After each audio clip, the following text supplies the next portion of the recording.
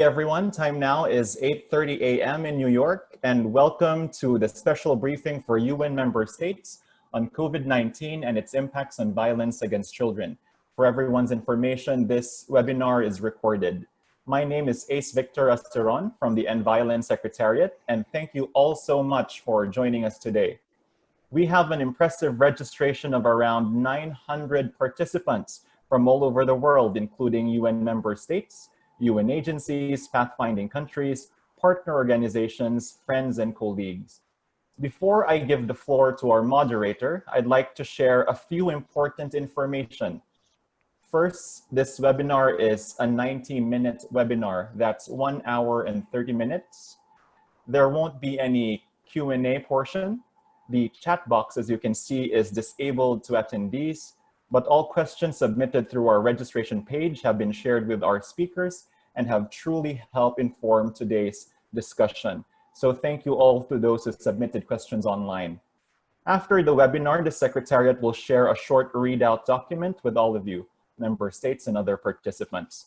Again, the webinar is recorded and will be available on our website soon. And lastly, if you'd like to tweet or post your thoughts about the webinar on social media, please use the hashtag #EndVAC. That's hashtag end, the letters VAC. And of course, don't forget to follow End Violence on Facebook, Twitter, and Instagram. Now I'd like to hand the floor over to Dr. Howard Taylor, Executive Director of the Global Partnership to End Violence Against Children, to moderate the webinar and introduce the speakers we have today. Once again, good morning, and over to you, Howard. Thank you so much, Ace. Excellencies, ladies and gentlemen, partners and friends, welcome to today's briefing on ending violence against children during COVID-19 and beyond. As Ace has just said, my name is Howard Taylor. I am the Executive Director of the End Violence Partnership, and it is my privilege to moderate today's briefing. For those of you who are not fully familiar with the End Violence Partnership, we are a public-private partnership with over 450 members across all sectors and a fund. And we were launched by the UN Secretary General just over 4 years ago to catalyze, support, and make investments in action to end all violence and abuse against children, and therefore to accelerate progress towards SDG 16.2. And we will meet today at a very important moment to spotlight the heightened risk of violence, exploitation, and abuse that children in every country and every community are facing as a result of COVID-19, and to share our experiences, the learning, and the opportunities that we see to protect children. Thank you so much to everyone who has joined the webinar and for the questions that some of you shared in advance. As Ace has said, there will not be a question and answer session today, but we have tried to pick up on the key themes posed in the questions and shared some of those with what our speakers will cover. We do encourage all of our participants to please engage via Twitter during the webinar. The hashtag is EndVAC, EndVAC. I'd also like to thank our co-organizers who we'll be hearing from shortly, the European Union Delegation to the UN and the permanent missions of France and Uruguay. Also our co-sponsors, whom we'll also hear from, Colombia, Japan, Jordan, the Special Representative of the Secretary General on Violence Against Children, UNICEF, and WHO for their help, support, and participation in today's webinar. And so that everyone knows what to expect in the next 80 minutes or so, I will shortly hand to the SRSG for Violence Against Children, who will give us a briefing on the context of violence against children during COVID. We will then have opening remarks from the European Union and Uruguay before France, Colombia, Japan, and Jordan share their country experience of preventing, protecting, and responding to violence against children. UNICEF will then share a programmatic response to the situation. And finally, we will hear from the World Health Organization on the Global Status Report on Violence Against Children, which was released just 2 weeks ago. So without further ado, it is my great pleasure to introduce our first speaker, Dr. Najat Maalla, who is the Special Representative of the Secretary General for Violence Against Children, to set the scene and provide a contextual briefing for our discussion today. Najat. Many thanks, Howard. First, I would like to thank the permanent mission of France, Uruguay, and the delegation of the European Union for co-organizing this briefing, and the End Violence Secretariat for facilitating this important discussion. As you know, COVID-19 has increased the vulnerability of children to experiencing or being exposed to violence at home due to movement restriction, confinement, disrupting provision of already limited child protection services, loss of family income, isolation, high levels of stress and anxiety. Children's reliance on online platforms for distance learning, socialization, and relaxing during lockdowns has also increased their risk of exposure to inappropriate content and online predator. Children already at increased risk of being victims of violence and exploitation, including those living in poverty, refugees, migrants, children living on the streets, internally displaced children, children deprived of family care and deprived of liberty, and children living in conflicts affected areas are now even more vulnerable. There are growing signs of the potential impact of COVID-19 on violence against children. The World Bank recently estimates that 100 million more people may be forced into extreme poverty, while the ILO report states that a 1 percentage point rise in poverty leads to at least at 0.7% increase in child labor in certain countries.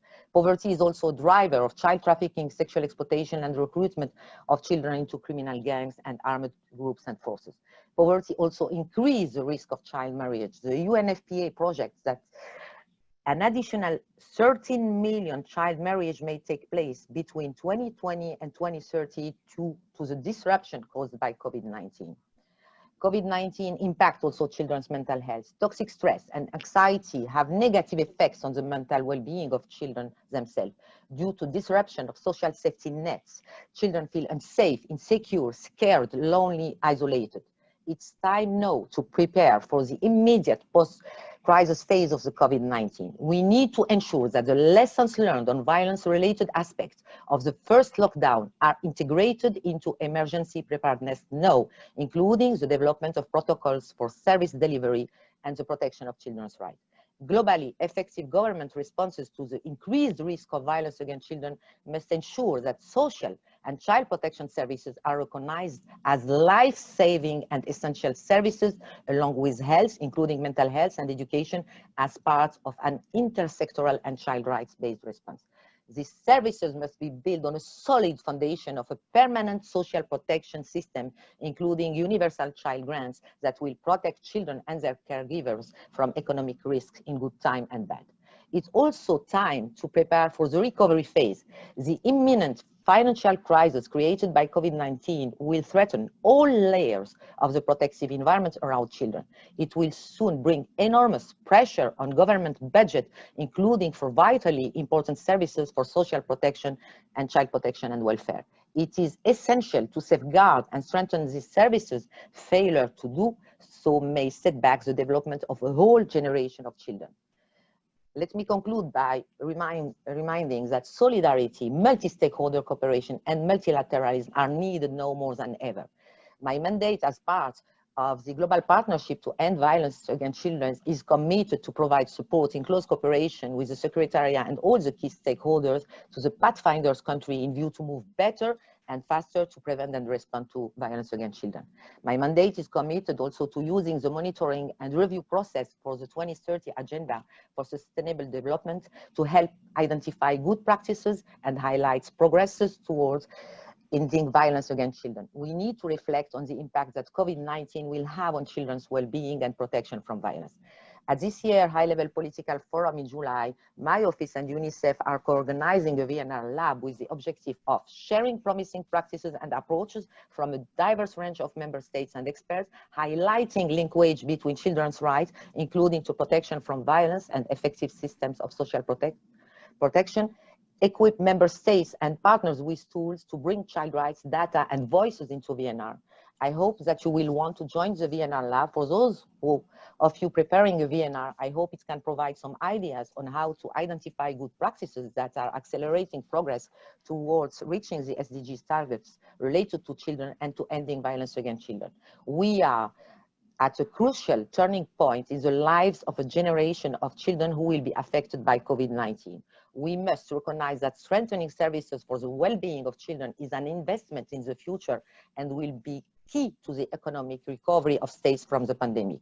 In the words of the UN Secretary General, what began as a health crisis risks evolving into a broader child rights crisis. We must do all that we can to ensure that today's generation of children do not become the main victims of the COVID-19 pandemic. Thank you so much.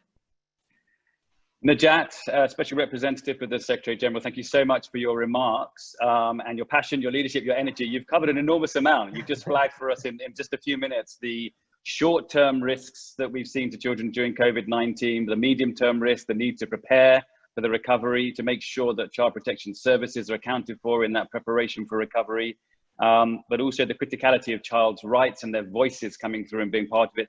And you've offered an invitation, I think, to a meeting during the high-level political forum as well. So thank you so much, Najat, for framing. And we know you have to leave, which is why, thank you so much. This is why if some people wonder why Najat spoke before, I'm now going to have to call on others to give opening remarks. That's why. And Najat, thank you for joining us this morning. Bye. Bye. Our next speaker is Ambassador Silvio Gonzato, who's the Deputy Head of the European Union Delegation to the UN.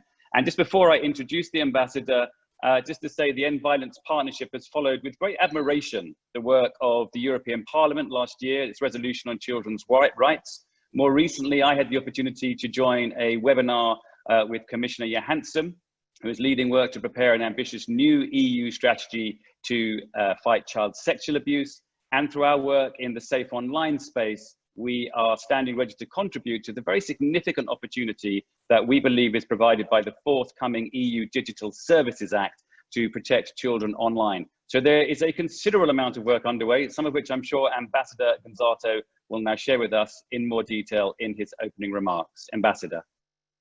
Thank you, Howard, and welcome all. It's a real pleasure to be here and to side by side with Ambassador Amorín. With Uruguay, we've been working very closely on such issues for quite some time, and of course it's also excellent to have Najat. I mean, I always admire her commitment and her dedication to the cause, and with my friend Gueguen from France, and all the other prominent briefers that we will be listening to. I mean, let me recall from the onset that the coronavirus pandemic has really tested our ability to preserve the dignity and human rights of all and to act in solidarity. COVID-19 has exacerbated the vulnerability of children, especially girls, to become victims of sexual abuse and exploitation and the chances of gender-based violence. The socio-economic crisis has a bearing on child labor, sexual exploitation, and recruitment into criminal and armed groups. And children's online safety, as Najat was saying, is challenged because they in an unchecked digital ecosystem. Faced with such a global crisis, the US supported the UN response that places human rights at the heart of the response to the crisis and the recovery from it. In this context, we have strongly advocated a child-focused approach. The unprecedented endorsement by 171 members of the cross-regional statements that we have promoted together with Uruguay and a group of friends in support of the report of the Secretary General on Children and COVID-19 offers a solid basis to move forward this agenda and to mainstream children's rights in the peace and security and in the development agendas. The pandemic required swift and tailor-made actions to support children impacted by COVID-19. In the global response package that we as European Union have put together, which amounts to 36 billion euros, we have included a number of new or readjusted cooperation programs, and I give you two examples. In Sub-Saharan Africa, there's a 10 million euro program that has been earmarked to reinforce child protection mechanisms and address violence against children, in particular those in vulnerable situations, with particular emphasis on child participation. And the Spotlight initiative that we have launched a couple of years ago, which supports shelters and helplines targeting child sexual abuse in 24 countries worldwide, has been specifically reoriented to counter increased domestic violence during COVID-19. The above actions find inspiration in a set of policy documents that the EU has adopted over the years: the EU Right of the Child Guidelines, the Council conclusion that we adopted in 2019 on combating the sexual abuse of children, but also the recently adopted EU Action Plan on Human Rights and Democracy that covers the period 2020 to 2024. On top, we have put in place a robust package of child online protection measures, the European Strategy for Better Internet for Children, and a number of initiatives, amongst others, Safer Internet Helplines, Europol's online safety advice for parents and carers, or the Safer Internet Day. But the EU action does not stop here. We are now studying a new comprehensive strategy on the rights of the child, which will include actions to promote and protect children's rights online, and a strategy to fight more effectively child sexual abuse through legislative and non-legislative initiatives that promote the prevention, law enforcement, and assistance to victims. Likewise, the future EU Digital Services Act will upgrade the EU's liability and safety rules for digital platforms, ensuring that companies are required to detect and report child sexual abuse on their infrastructure. Building back better beyond COVID-19 should be seen as an opportunity for us to commit collectively to tackling the root causes of violence against children, including the socio-economic factors, and step up our action and cooperate on a multilateral and multi-sectoral level. The role of the UN system in mobilizing and coordinating the global response is essential, and there I really welcome the activities that End of Violence Partnership is conducting. At the same time, Recover Better should be done together with children. Last year, we celebrated the 30th anniversary of the Convention of the Rights of the Child. And it is time to give voice to children in designing their future and in being the agents of change and leaders of tomorrow. Let me finish by welcoming today's briefing and looking forward to hear how we can accelerate our actions to prevent all forms of violence and abuse against children, thus making sure that in line with Sustainable Development Goals, we leave no children behind. Thank you, Howard, and thank you, friends.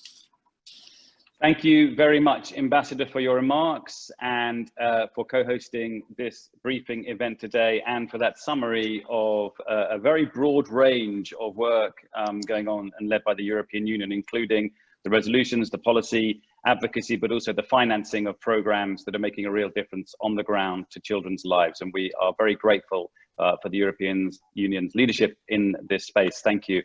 Our next speaker is Ambassador Carlos Amorín, who is the permanent representative of Uruguay to the UN. And as we've just heard, Ambassador Gonzato mention, Uruguay was also the co-sponsor with the European Union of the cross-regional statement. Ambassador Amorín, the floor is yours. Thank you very much. Well, good morning, all dear colleagues, distinguished guests. Firstly, let me express my country's gratitude for the opportunity of being co-hosting this important webinar in partnership with the European Union, France, and the Global Partnership to End Violence Against Children. I'm also pleased to note the participation and to very strong participation of the Special Representative of the Secretary General on Violence Against Children. Also recognize the participation of UNICEF and the distinguished members of the panel who I'm certain will bring an opportunity to share challenges faced and action being taken by countries during the outbreak of the COVID-19 pandemic to protect children from the risks of violence. The crisis caused by the COVID-19 pandemic has highlighted that many children, particularly those living in vulnerable situations, are severely affected physically, emotionally, and psychologically, especially in countries that have declared a state of emergency or lockdowns. Regrettably, the persistence of violence against children occurs in all settings, including at home, within communities, in school, or in schools, online, in the workplace, in detention centers, and within child care institutions. The consequences of violence can be devastating for a child, not only Thus, violence endangers their health, but it also affects their ability to learn and grow into adults and who create healthy families and communities. In Uruguay, from the early stage of the pandemic, taking into account that quarantine intensified the risks of domestic and intra-family violence, a joint agreed response between different institutions was taken with measures related to the prevention and response of the situation of violence against boys, girls, and adolescents in the context of isolation. Uruguay gives particular importance to the defense and promotion of the rights of children and adolescents. And in this regard, constantly strives to promote the fundamental principles embodied in the Convention of the Rights of the Child and other international human rights treaties and standards.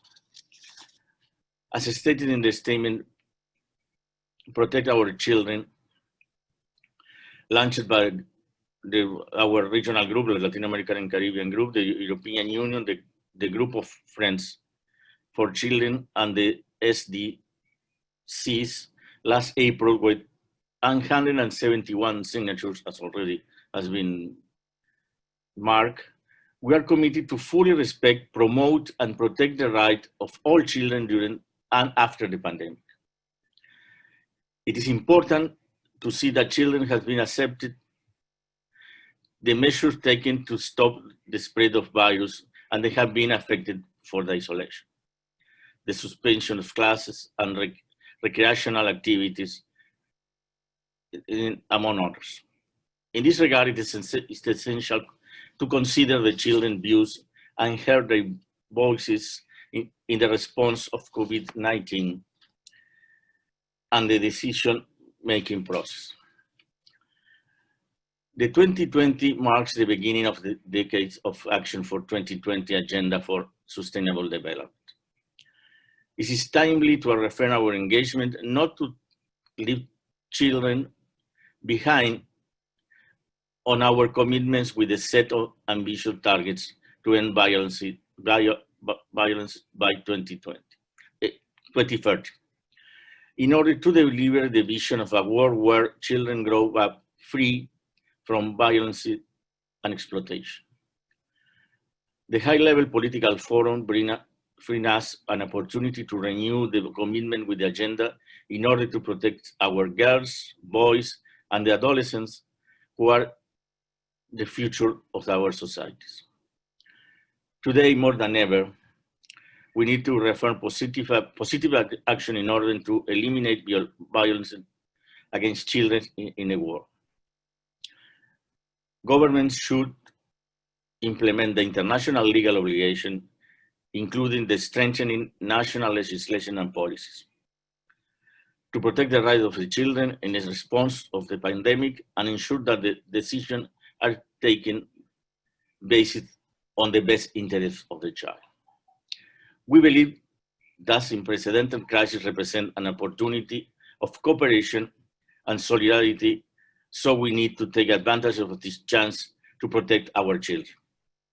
In this regard, we need to keep working together and strengthening international cooperation to face the increasing challenge to children's rights in the context of the COVID-19, bearing in mind that the more vulnerable children are at particular risk.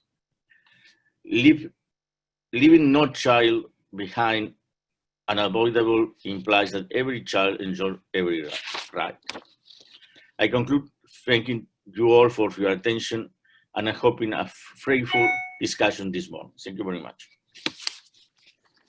Ambassador, thank you very much for those comments, and thank you also to the Uruguay and your mission for co-hosting today's important briefing. And I'm struck by much of what you said, but particularly the powerful words about making sure that we don't leave any child behind, that they are the future. And it is our responsibility to make sure that we do not leave them behind. And so the actions that we heard from you and others are vital to achieving that. Our next speaker on today's briefing, and the first to share under the broad heading of sharing country experience, is Gueguen, who is the Deputy Permanent Representative of France to the United Nations. And we recently welcomed France as a pathfinding country within the End Violence Partnership. Pathfinding is an initiative through which a government makes a bold public commitment to end all violence against children and then works across and beyond government to prepare and implement an evidence-based national action plan. We are delighted that France recently joined the partnership in this way. And Ms. Gueguen, we look forward to your remarks. The floor is yours. Thank you so much. And I couldn't agree more with what has been said, that of course, what should mobilize us is that we don't want to leave any child behind. And I really am delighted to be with you today for this discussion on a crucial topic, and to highlight once more the need to intensify our global efforts to end violence against children. I mean, what kind of more tragic and more horrible aspect of life can be violence against children? And so I'm also very delighted that France has now joined as a pathfinder country at the end of last year. I would start first with a word of congratulations and to commend what the UN agencies, WHO, civil society in particular, have done, and the role they have played during the pandemic to raise public awareness on the very sad and tragic reality that children were the hidden and are the hidden victims of the crisis. And by doing so through guidelines, advocacy, recommendations, concrete and material support, I think there is a strong show of solidarity and of responsibility by the concerned stakeholders. We are all aware that the measures that were put in place to fight the spread of COVID-19 are having a far-reaching impact on the well-being of children. And we are witnessing this firsthand in France. And here I would like to share a few thoughts or observations and information with you. I mean, in France as elsewhere, the COVID-19 crisis has further revealed that intra-family violence is silent and is largely underreported. We therefore strengthened the capacity of our hotline number dedicated to reporting violence against children. And we launched an active public communication campaign on social media, radio, and television. And this strategy worked. During the first 3 weeks of the lockdown, the hotline recorded a 20% increase in calls compared to the 3 weeks before the lockdown. And from the launch of the campaign in early April, calls increased by 50%. We also had to increase the number of reporting channels, as it may be difficult to call while you're confined at home with precisely the relative or your family member that is violent. We've made it possible to report violence online and by email or by text message. It's also fundamental to ensure access to justice for children who are victims of violence. And our Minister of Justice stated from the beginning of the crisis that juvenile justice was one of the priority activities to be maintained by the courts, which have adjusted and adapted to this priority. Juvenile hearings were held and temporary placement orders were issued when it was necessary to remove a child from his or from her family. And in response to the consequence of the pandemic, we will convene a town hall meeting on the fight against violence against children at the beginning of the school year to look for new solutions and to improve the situation. Things should not continue as they are and should not go back to where they were prior to the pandemic. There are important lessons to be drawn, and I would like to underline 2 practical points in this regard.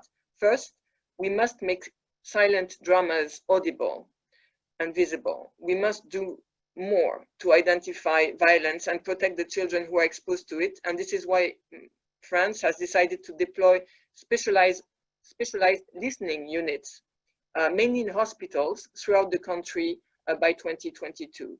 The medical sector is often the first point of contact for children and their families, and it plays an important role in reporting violence. So, and the second point is that there is a need for more efficient prevention. One avenue to do it is to prevent people who are potentially dangerous to children to be in a situation where they can harm them. And last month, we adopted a new law aimed at strengthening the fight against pedocriminality, and in particular aiming at increasing the penalty for consulting child pornography images. And finally, I would like to underline that the prevention of violence against children is a public health issue. Violence against children has repercussions on their health in the short term, of course, but also throughout their lives. It weakens their ability to learn, it disturbs their brain development. And we also know that there is a high risk that a molested child, once adult, is likely to reproduce the same patterns of violence. So, to conclude, and there is no conclusion to this, I really thank you again for convening this event and highlighting our strong collective resolve to provide our children with a safe space and in which they can enjoy their rights and their good health. So thank you again for what you're doing, and we're really delighted to be a Pathfinder country from now on. Thank you so much. Thank you so much for that contribution, and also the details of sharing what is going on and being planned in France. And I think you really brought to life for us both the reality that we know the risks are higher. You've seen the increased number of calls to the hotlines, etc. Had to open up new reporting channels, and just that detail about how difficult it is for children who might be experiencing abuse to even call as they might have done in the usual way because they are living with their abusers. Because that kind of qualitative detail is so important in how we find the mechanisms to address the challenges and the particular situation that so many children are now in. And also just that looking forward piece as well that you mentioned, the town hall meeting planned about the return to school, because we know that so many children have been out of school. I think 1.5 billion children at one point were out of school during COVID in new learning environments, and schools, that's both an issue with regards to their learning, but we also know, of course, that schools provide an important part of the infrastructure of peers, the children's friends, but also teachers and others, the infrastructure in a community, which helps observe and keep children safe. So looking forward to knowing how that town hall goes when that's held later. But thank you so much for sharing that experience. Our next speaker today is Ambassador Guillermo Fernández de Soto, who is the permanent representative of Colombia to the United Nations. Colombia is also a pathfinding country within the End Violence Partnership.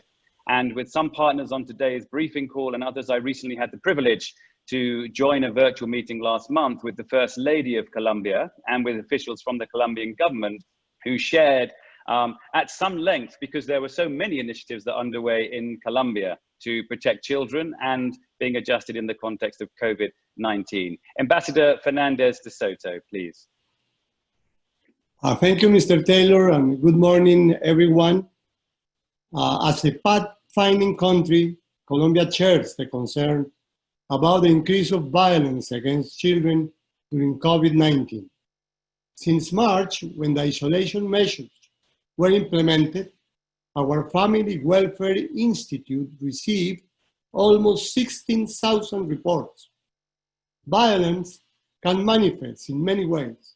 Today, I would like to focus on the online risks, as now children are spending more time online than ever before, without forgetting that every time a kid is abused online, there is a real child behind which we all must do our best to protect.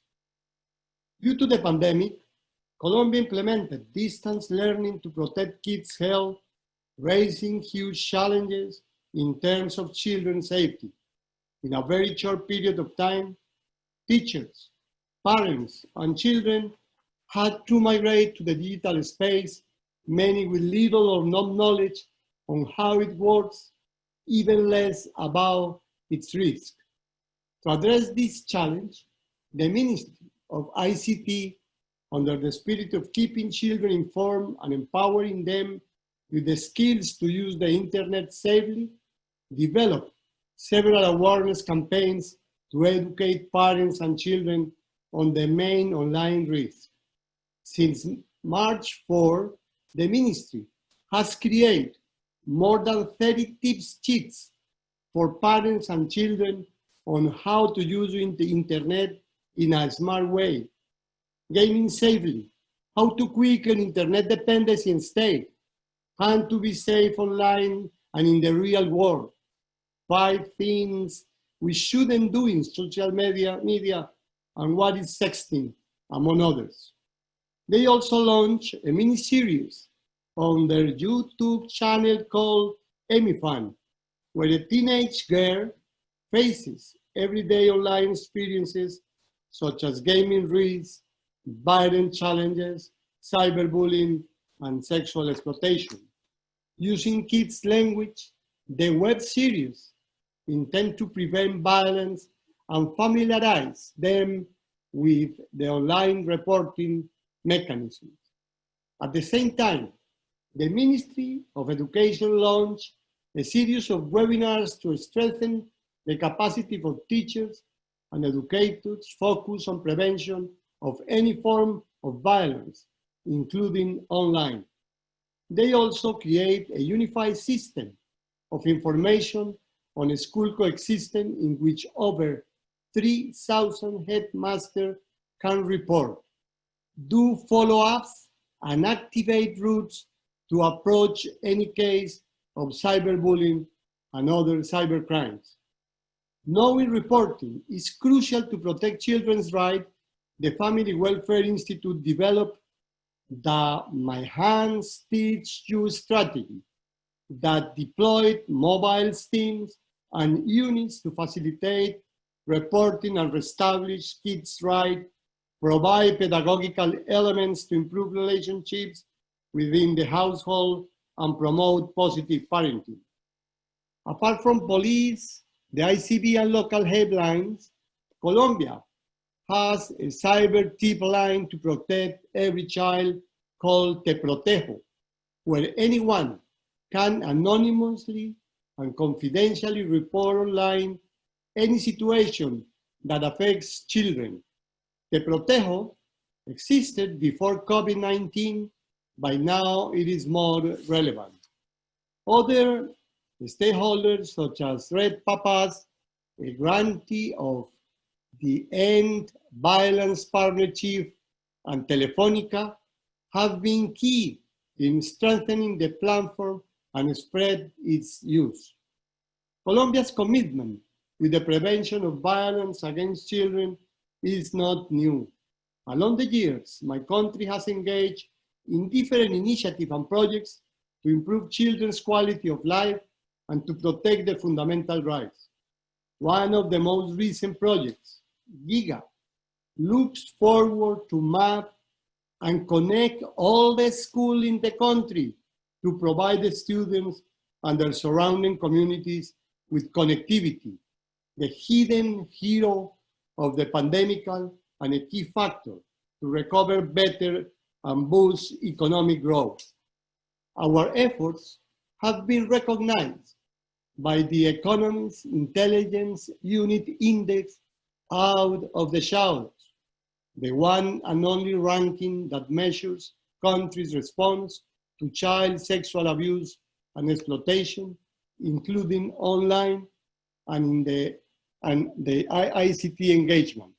Colombia was ranked number 6 out of 60 countries. All these initiatives contribute to create a safer environment for children beyond COVID-19. All of us gathered here today know violence against children is preventable.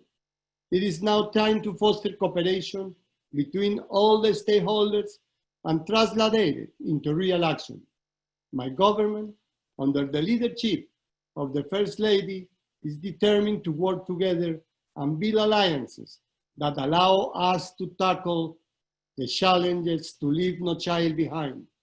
Events like the one today are the best example of what our joint efforts can achieve.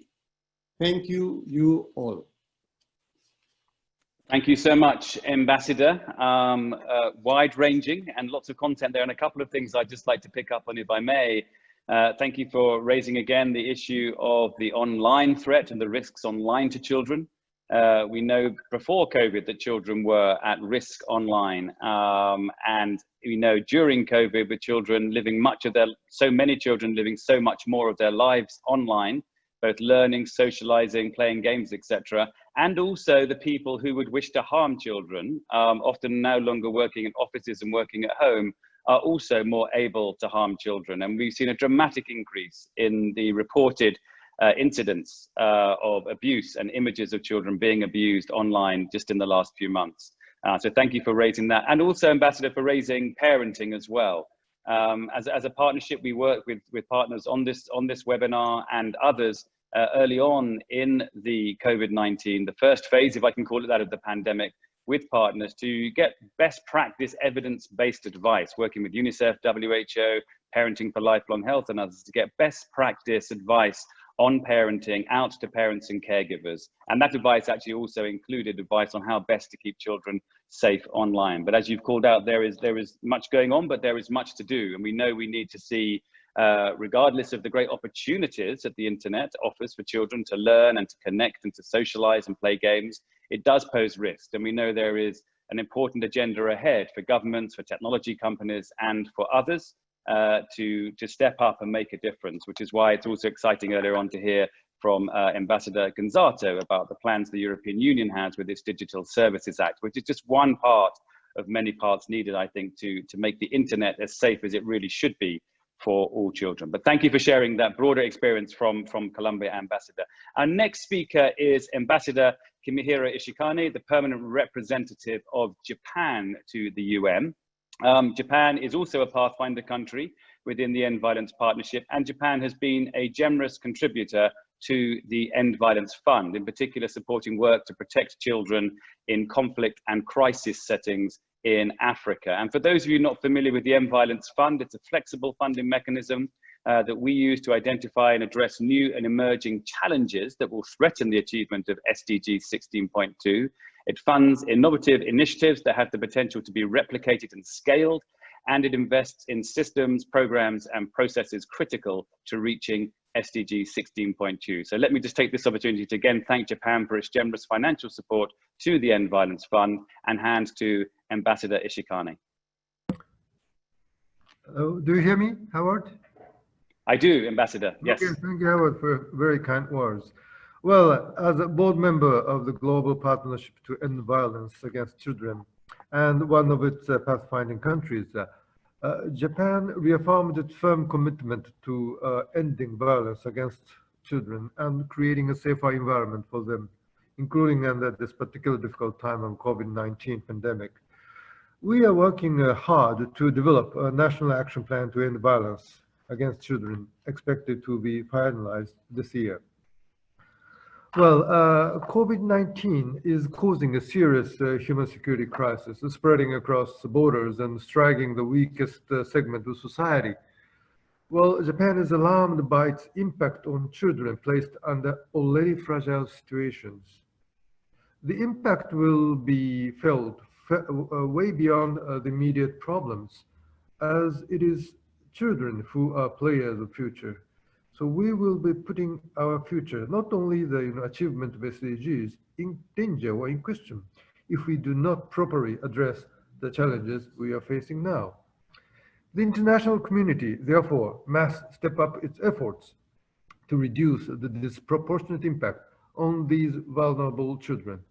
In March, Japan provided emergency assistance of $28.8 million through UNICEF to assist countries prone to the impact of COVID-19 by improving the children's access to quality health services. In April, Japan decided on an additional contribution of over $68.1 million to UNICEF. Well, human security concept we promote implies that all individuals, in particular vulnerable people, including children, are entitled to freedom from fear and from want, with an equal opportunity to enjoy all their rights and fully develop their potential.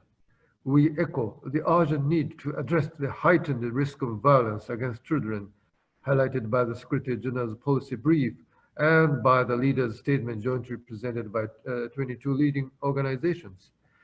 Bearing in mind repeated calls for action to protect children, let me briefly share with you Japan's recent efforts to this end. In Japan, as school closures and voluntary stay-at-home orders continued, the opportunities to watch over children have diminished, which in turn increased the risks of child abuse. To mitigate the risks, we have been carrying out the reinforced action plan to watch over children, to ensure that child abuse is promptly detected and addressed by mobilizing local networks and establishing mechanisms for frequent monitoring of vulnerable children. With this action plan, we are making visits and phone calls to targeted children and pregnant women at least once a week to ensure a safe environment and provide necessary support. Furthermore, it is critically important to create a society where children are protected from corporal punishment.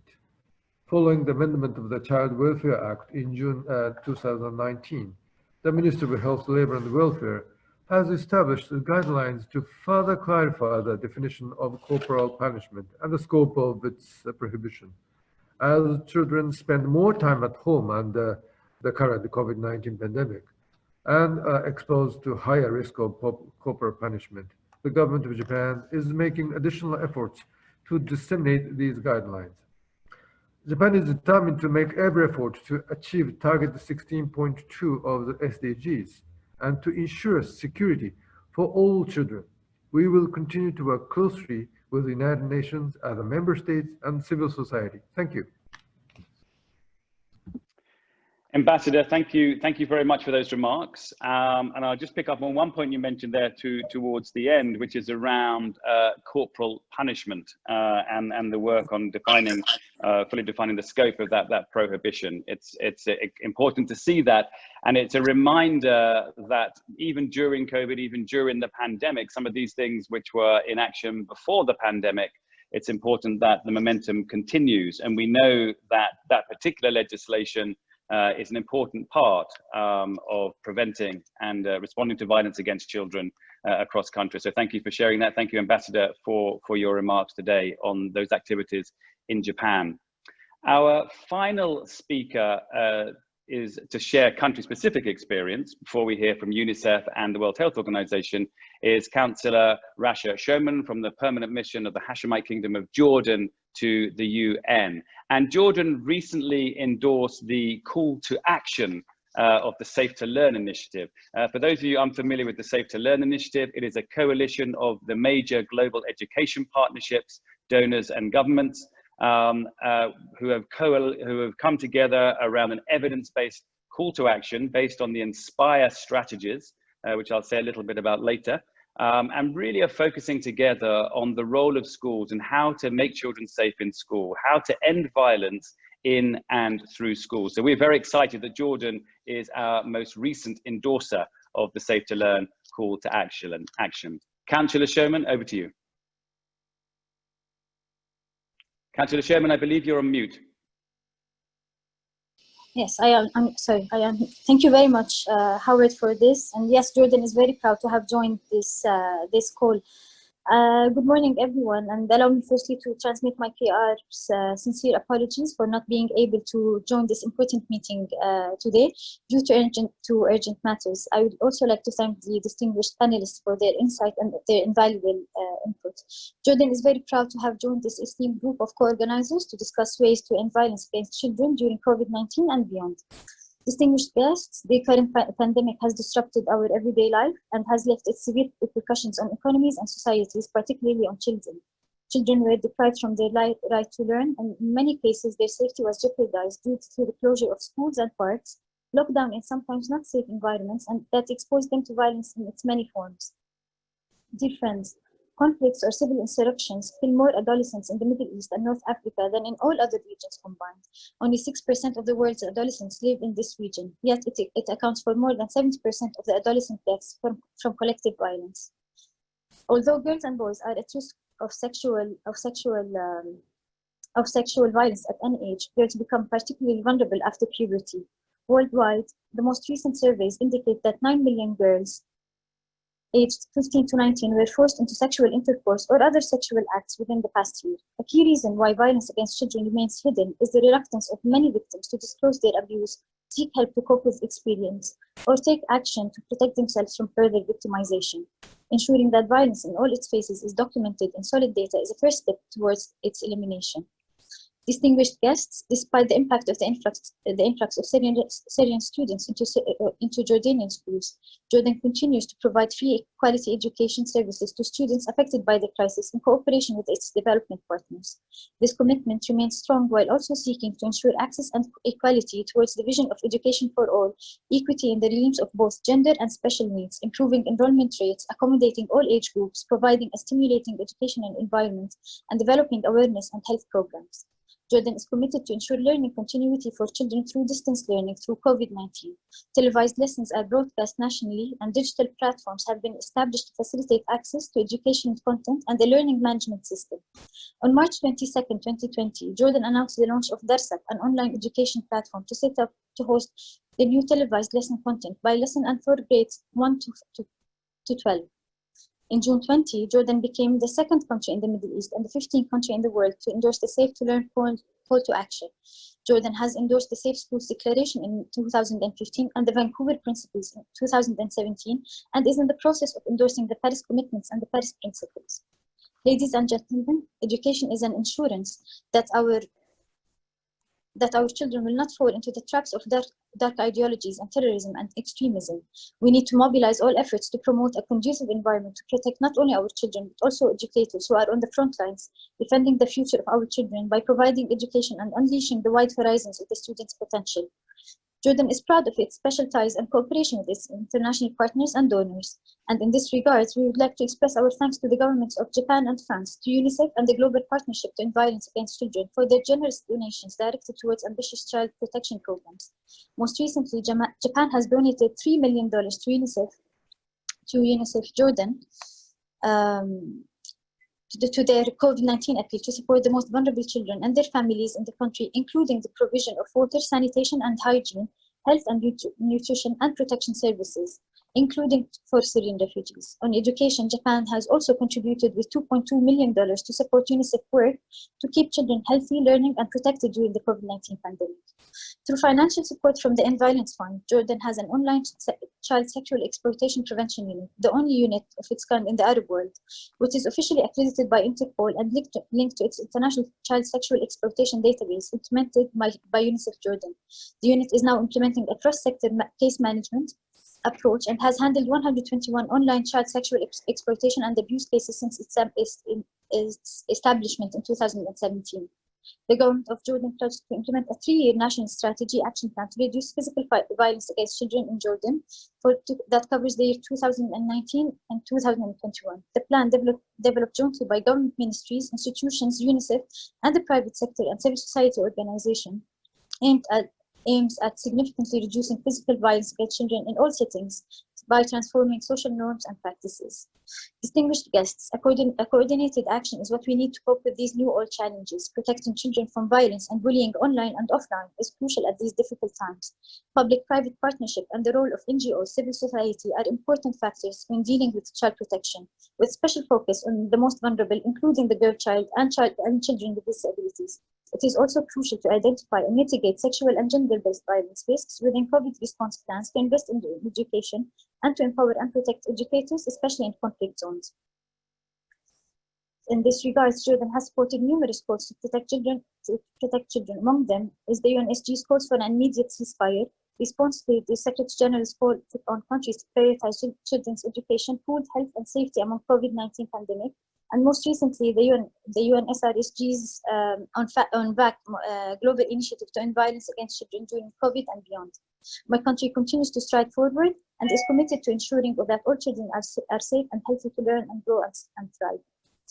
Ladies and gentlemen, it is our responsibility to efficiently implement SDG 5.2 and SDG 16.2 and 16.1. Protecting children against violence is a path towards more peaceful and inclusive societies. It will also take individual and collective action to right this global wrong, achieve gender equality, and empower all women and girls. Thank you very much.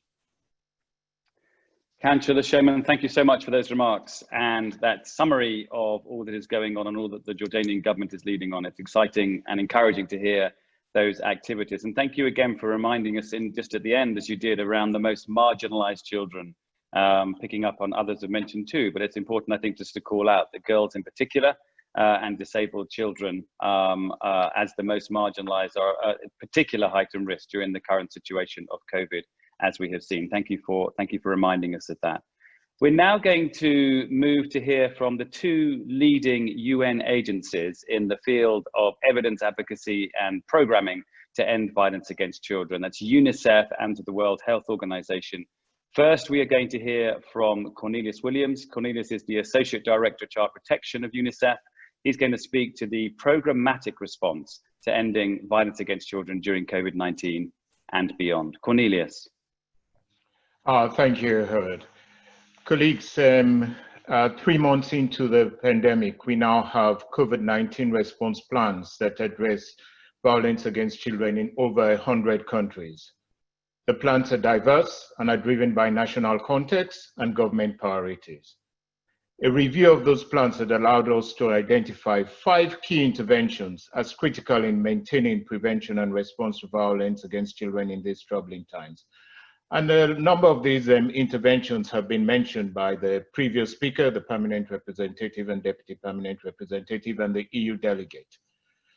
First, UNICEF is strengthening the national response support services for children experiencing violence, while efforts to contain the pandemic have dramatically increased children's exposure to violence. At the same time, we have found out that there has been disruption of these services in over 80% of the countries we surveyed. This drop in services has affected these children. For example, in Malaysia, this disruption was caused by moving the social workers to do food distribution. So in every district, all the social workers had to deprioritize their normal child protection work. What did we do? The government in Malaysia worked with us to strengthen the social welfare system at that point. The National Professional Association was able to advocate that the government put a focus on child protection concerns. In Kenya, the services was also disrupted.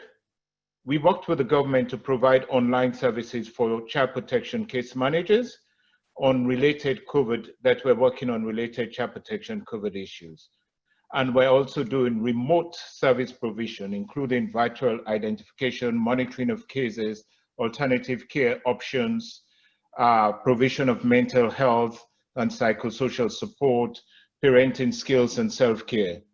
That online platform also provided opportunities for the social workers to share their skills because it was experiential learning. Second, to ensure actually that children have a place to reach out to when in distress, we worked with Child Helpline. I had a lot of colleagues, the delegates talking about the Child Helpline and the permanent representative, and Franz gave an example. For example, in Georgia, where the helpline was put in place, the helpline was quickly overwhelmed with the volume of calls. And we had to put in a special system actually to screen the violence-related calls and also to support a network of NGOs who provided the services. In Mexico also, the helpline actually, the number increased, but the staff were not trained actually to respond. We had to do, again, other online learning sessions and establish a special unit for domestic violence. Third, in order to support and to address the anxiety and insecurity felt by children during the school closure, and this unusual moment, there were a lot of mental and emotional stress and anxiety. We are actually working with parents. So we provided parents with positive parenting resources, especially those who were hardest to reach. For example, in Montenegro, the services were disrupted, the parenting program. And in parenting program, you need a face-to-face. What did we do? We then pivoted and ensured that the parents had online platforms, which were complemented with telephone calls. The parents were really appreciative of it because that allowed them to be in touch with trained professionals who could help them work through some of the challenges they were faced with. So one of the things we have noticed is the pandemic has called for investment in an online delivery of parenting services in addition to the face-to-face. Fourth, as children are also increasingly online, we've had very clearly that most children were online, and we've had some of the example. But we noted actually, and everybody had said there's been an increase. We do have data from the Philippines, the Department of Justice, of over a 200% increase in the report of sexual exploitation online. What did we do with the government? The government is working with Microsoft and a local telecommunication company to deploy the photo DNA, this technical material that can take down any message, any images of children, identify and take down the images of children. Finally, we are supporting national governments and schools to maintain children's access to teachers, school-based counseling service during lockdown, and ensure schools have child-friendly procedures in place to identify, respond to, and refer incidents of violence in school when school reopen. We all know that teachers are the first point of contact when children are abused. So in Asia and Pacific, UNICEF has developed guidelines for educational authority on the integration of child protection and the return to school movement.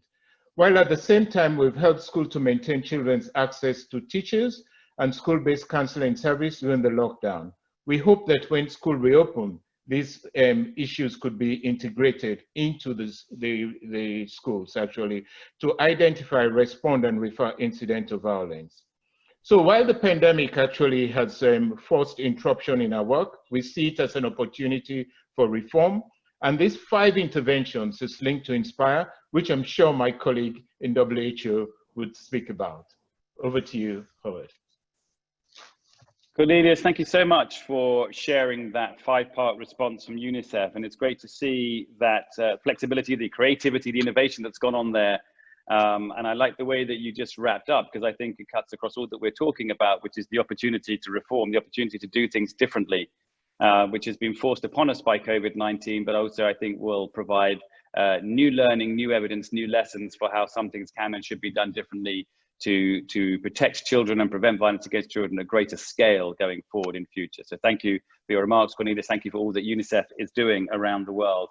Our final speaker today is Dr. Etienne Krug. He is the Director of the Department of the Social Determinants of Health from the World Health Organization. And last month, the World Health Organization, under Etienne's leadership, launched a groundbreaking global status report on preventing violence against children, which I believe Etienne will now share a little bit with us. Etienne. Yeah, thanks very much, Howard.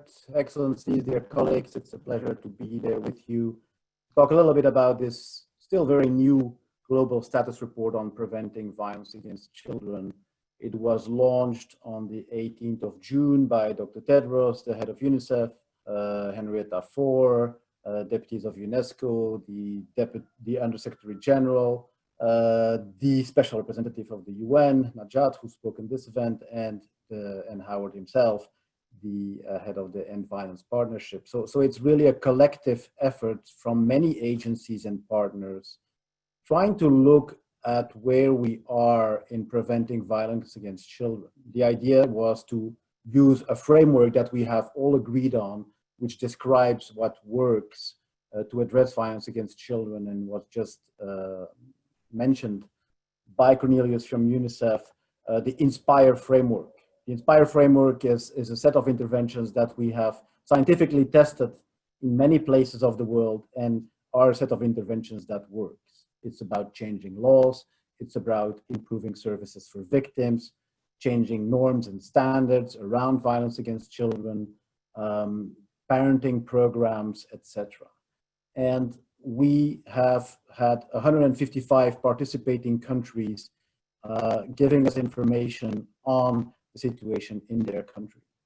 And the report shows that before the epidemic already, the problem was huge. More than 1 billion children affected each year, with most of them, or many of them, with lifelong consequences on their mental health, their physical health, and therefore already a big problem before the pandemic. And the report shows as well that countries are doing quite a bit already. There is quite a bit of activity on a number of fronts, particularly in the development of laws. 88% countries have key laws in place, but only half of them say that actually these laws are being strongly enforced. So certainly there we have an area in improvement. For the other strategies of Inspire, there is much more effort needed, particularly one of the most implemented responses is around school enrollment, which 54% of countries say is happening very well, but the other half are still feeling we can strengthen response there. But from there, we go down to only a third of countries having services for children affected by violence at a sufficiently high level. Only a quarter say they have parenting programs in place, which is one of the most effective responses to child maltreatment. Only a fifth of countries say that they're working on changing norms around violence, and only 15% say they're working on improving the physical environment for children. So even before the pandemic, we see huge gaps in implementing what we do know works. In addition, many countries have developed national plans, actually most of them, more than 80%, but the vast majority of these plans are not accompanied with solid targets and baselines in order to really measure progress. And finally, most of these plans are actually not funded. So it's good to have a plan, but without the funding and clear targets, of course, they're often only ink on paper. Then came the pandemic, and as we've heard from many country representatives, things got worse during the pandemic even. We have children who are now locked up, very often with the perpetrators of violence. We have children spending more time on the internet, often being victimized of violence at that time. We have children who are cut off from the usual response services in schools. So we have a situation that was already challenging and which is getting worse. So I'm very grateful actually to the ambassadors and the representatives who just gave some of the responses in their countries, because we all had to innovate in front of this epidemic, and some very innovative responses have been put in place. But I want to make a plea for scaling up more, because we know that an economic crisis is looming in many countries. We know also that in many countries, lockdown is still in place. It might come back in other countries. And therefore, it's certainly not a time to slow down, but rather a time to accelerate and make sure that social services, that helplines, that systems are in place so that children can seek help when they need it, and that there is a response possible, because more than ever, we need this response now. Thank you very much, Howard. Thank you very much, Etienne, and congratulations again to you and the WHO for the Global Status Report, which provides such an important benchmark for us all against which to measure action and progress in the coming years.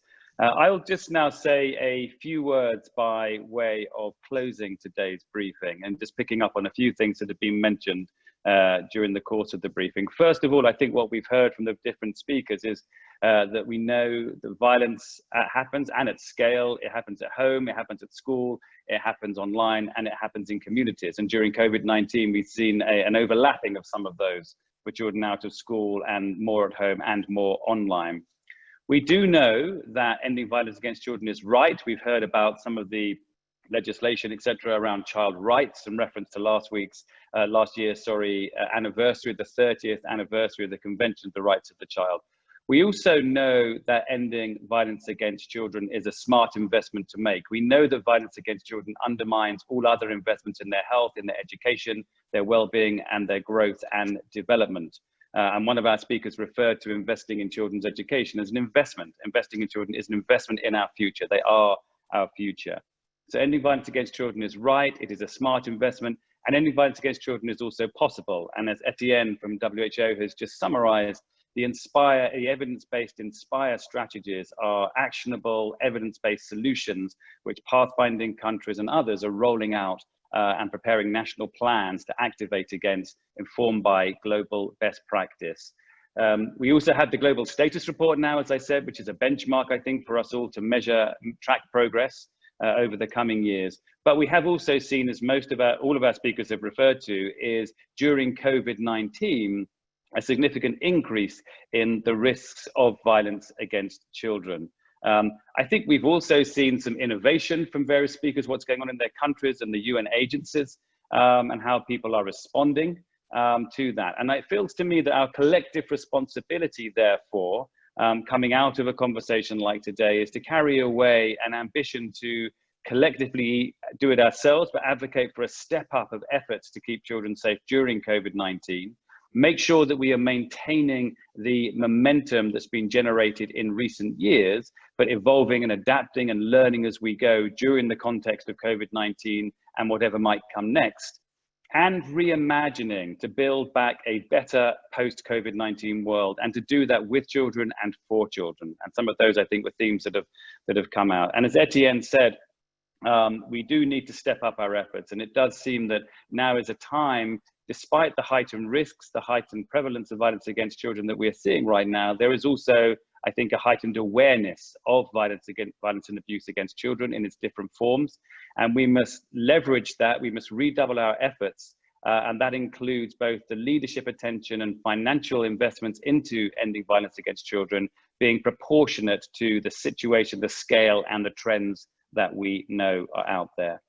The next steps from today's briefing will predominantly include a short summary, which our team will prepare, which will capture the highlights of the experiences, the lessons, and the recommendations and actions shared by the speakers on today's briefing. So it only remains for me to thank again everyone who's been part of today's briefing, in particular the European Union and Uruguay for their support and co-hosting, and all of our speakers, missions, UNICEF, WHO, the Special Representative of the Secretary General. To everyone who has participated, thank you for your time. Do please get in touch with us if you require further information on many of the things that have been mentioned, sometimes at speed, during today's briefing. And finally, I'd like to thank my team, and in particular, Rafael Hermoso, who was the architect and coordinator of pulling this all together for us. I think we all have our work cut out. It's good to see you all virtually. I look forward to the time when we can all meet again in person, but thank you for joining. And that is the end of today's briefing. Thank you very much. Thank you, Mr. Taylor. Thank you very much. Thank you. Thank you, Ambassador. Pleasure. Thank you, everyone. Our recording of the video again will be available on our website. That's www.end-violence.org. And again, please do share your thoughts on social media using the hashtag EndVac, and follow us on Twitter, Facebook, and Instagram. Thank you all and have a good day. Thank you, Ace. Thank you. Goodbye. Bye. Thank you. Thank you.